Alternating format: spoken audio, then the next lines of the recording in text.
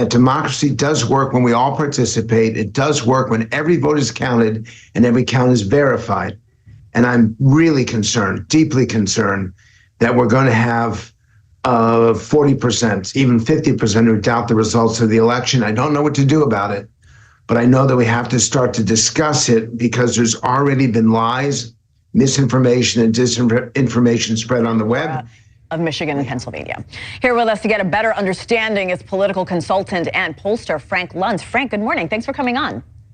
Thank you for having me. Let's begin with these Iowa polls from the Des Moines Register. It gives Kamala Harris the lead over Donald Trump. You this morning are questioning the results. Can you walk us through your thoughts here? This is an outstanding poll done by an outstanding organization, and it has been the gold standard of polling in Iowa for the caucuses, which are noticeably difficult to poll. That said, this is such an outlier that if it turns out to be accurate, this would suggest a very strong tilt towards the Harris campaign. I don't believe it. I question its accuracy because it just runs against every other survey from everyone else. But if it turns out to be true, she's going to have a very good night on Tuesday. If it turns out to be false, we all need to hold the pollsters and the media outlets who publish this accountable. I remember the results from 2020 when poll after poll had Joe Biden winning by 10 points, 12 points, even 15 points in some of these swing states, and they turned out to be dead wrong. So I urge caution from readers and from viewers. Don't jump to conclusions if you see an outlier. I suggest you follow the averages, the Real Clear Politics averages, which does not show this at all in Iowa. Do young women actually get to the polls and vote? They support her by 2-1 in most surveys. And in most of these swing states, they absolutely could be the difference. They have to turn out, and that's always a question.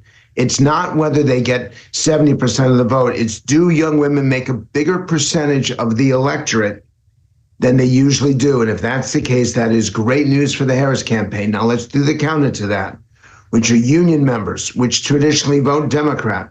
If you are a union that works with your hands, if you're a union member from a place like the Teamsters or the police or the fire, Donald Trump is showing unusual strength among those individuals, and that particularly matters in Pennsylvania, Michigan, and Wisconsin. If he's able to keep that union vote for the next 48 hours, that's good news for him in those industrial states. Again, we're 48 hours out, Frank. What does this say to you? Well, I'm looking at states that have at least a 3-point margin, because I know all about margin of errors. And the truth is, if it's a 1-point lead or even a 2-point lead, it's insignificant. At 3 points, it matters.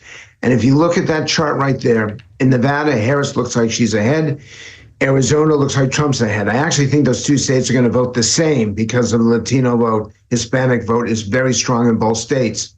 If it is 1 point, if it is 2 points, it doesn't matter.